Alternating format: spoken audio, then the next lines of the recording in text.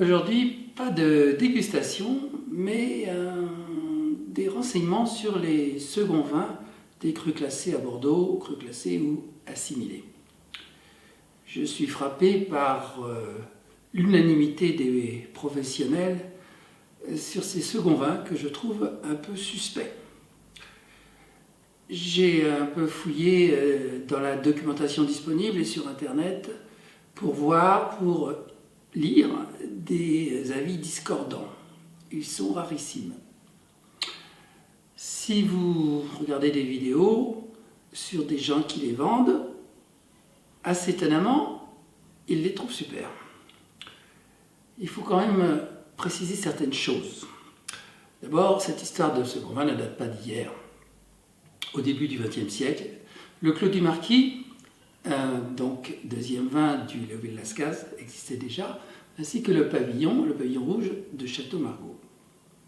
Pendant très longtemps, les lots qui n'étaient pas intégrés au premier vin, au grand vin, étaient vendus en vrac au négoce. Et je vous précise d'ailleurs à ce sujet que les mises en bouteille au château sont finalement relativement récentes, parce qu'ils ont pris vraiment une extension à partir de la Deuxième Guerre mondiale. La première raison des seconds vins, c'est l'explosion des rendements à Bordeaux. C'est aussi un sujet qui fâche. Vous me direz, mais enfin, c'est quand même, ces rendements sont bloqués à un certain niveau. C'est exact, c'est ce qu'on appelle le plafond limite de classement. Mais il faut savoir qu'il est calculé de manière, je dirais, généreuse. Ce qui explique qu'il circule encore énormément de vins d'une grande médiocrité. D'autant plus que dans certaines circonstances, l'INAO peut accorder des dérogations en cas manifeste de récolte à la fois abondante et de qualité. Il n'en reste pas moins qu'arrivé à un certain niveau de rendement, la qualité baisse, quoi qu'on fasse.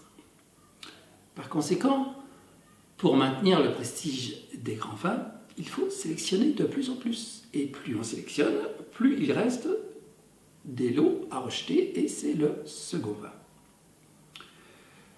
D'autre part, il y a eu une évolution législative en 1993 où la réglementation s'est fait plus précise, c'est-à-dire qu'à un certain cadastre correspond un certain nombre de châteaux, et c'est tout.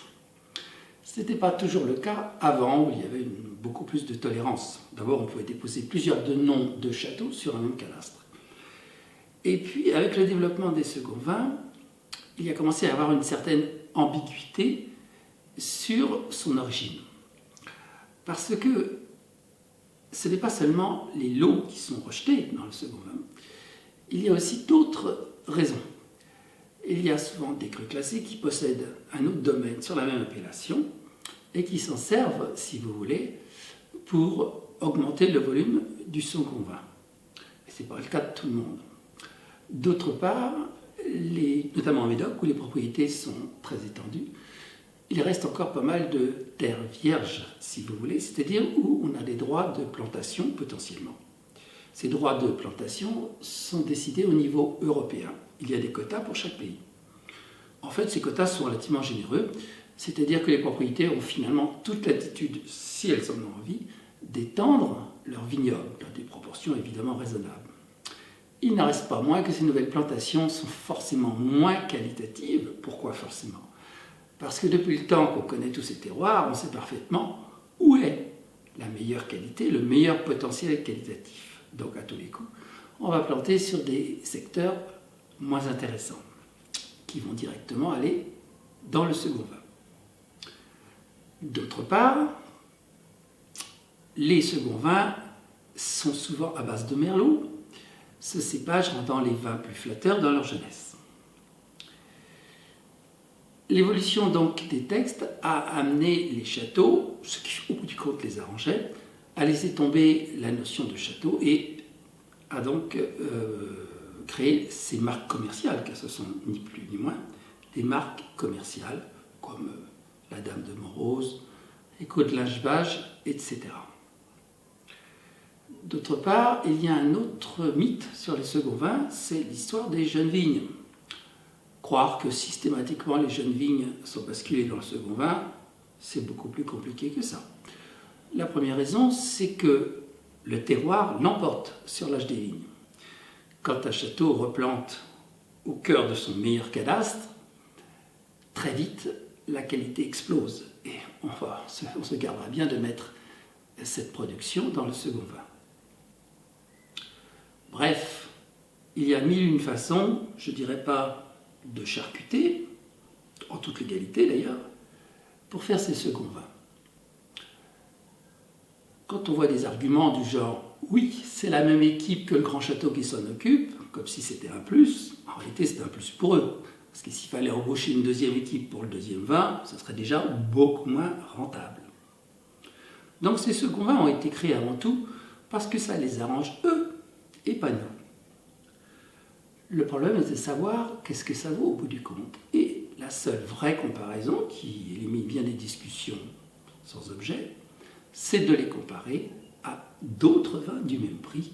Et ces autres vins, c'est quoi? Eh bien, des crus, les grands vins des crus classés, un cran en dessous. Par exemple, un écho de l'Ashbach, on va dire dans les 40 €, peut être mis en concurrence avec un Château de la Lagune, un Marquis de Termes. Pour moi, il n'y a pas hésité une seconde. Il est évident que les premiers vins des crus classés inférieurs sont bien supérieurs à tous ces seconds vins qui se ressemblent beaucoup et qui manquent énormément de personnalité. En plus, commercialement, j'ai trouvé ça désastreux. Les premiers crus classés, donc, produisent ces seconds vins 2 à 3 fois moins chers, qui se trouvent donc en concurrence pour toute une partie avec les crus bourgeois. Qu'est-ce que font les crus bourgeois? Pareil, des deuxièmes vins qui, eux, concurrencent des crus inférieurs, etc.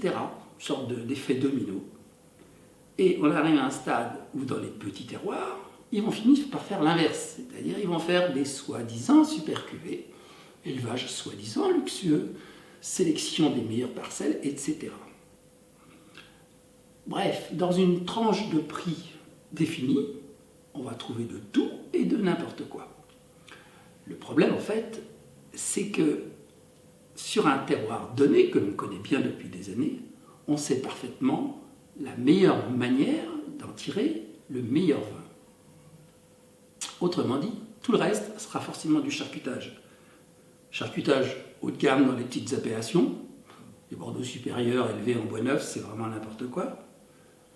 Et puis les seconds vins seront forcément un très pâle reflet du terroir le plus prestigieux. Voilà, j'ajoute que je n'ai pas tout goûté, bien sûr, notamment pas les seconds vins des grands crus classés les plus prestigieux, les premiers crus classés, parce qu'ils sont encore beaucoup trop chers pour moi. J'ai quand même goûté, il y a très longtemps, le Fort de la Tour 1966, c'était le premier millésime, et qui était fabuleux. C'était une autre époque. C'est mon point de vue, ou bien sûr vous pouvez en avoir un autre, c'est à vous de choisir, mais n'oubliez jamais qu'un vin ne se juge pas en lui-même, mais par rapport à d'autres. Bonne journée!